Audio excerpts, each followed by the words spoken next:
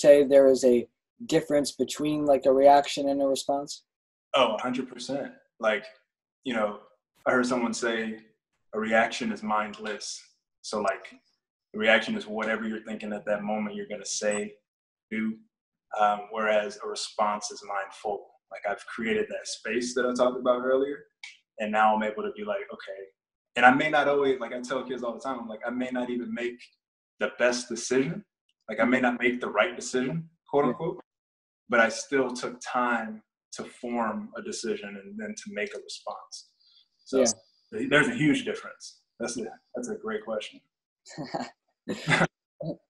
So why is it important for students like to practice mindfulness? And just as much as why is it important for educators to practice mindfulness?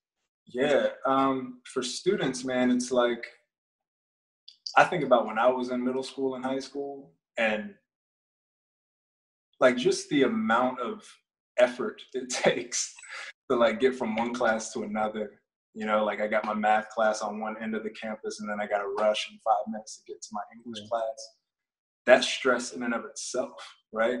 And then I have to worry about the expectations and the rules for this teacher as opposed to this teacher. And there's a lot going on. And that's your school. So like take that, that's your school. And then on top of that, now, you know, social media is like as big as it's ever been. Like when I was in middle school, high school, we had like 3 things, bro. Like MySpace, which doesn't even really exist anymore. Facebook was just getting to be something. So we had MySpace, Facebook, and then we had Instant Messenger on AOL, which they don't even have that anymore. So it's like, I say that to say there's so much that's inundating students at this point. And those are all distractions. And so when we talk about doing anything well, you have to be able to pay attention. You have to have an awareness of what you're doing to do anything well, whether it's academics, the arts, sports. And so to be able to have a tool and a technique that cultivates that and that develops that in students is huge.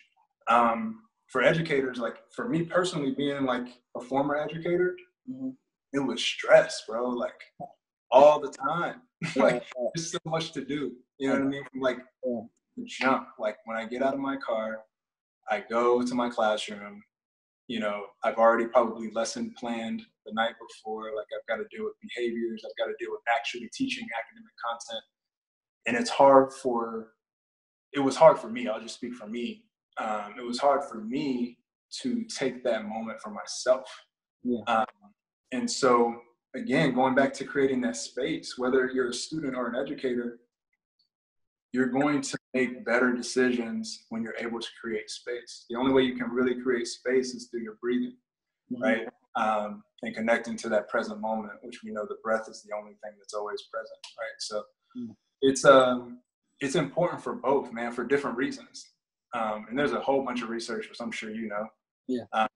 Like stress is contagious, basically. So like the more, there's research that shows like the more a teacher's stress level rises, the more a student's stress level rises. So that's how you get into like, I'm sure you've been in class where like it like blows up. You know what I'm saying? Like, why? The reason why is because that teacher has gotten to their threshold, like they've reached their point. The student has reached their point, but those cortisol levels, those stress levels are like feeding off of each other, right? So it's just important for both to be aware of where they are in the moment as best they can. So it's important for both, man.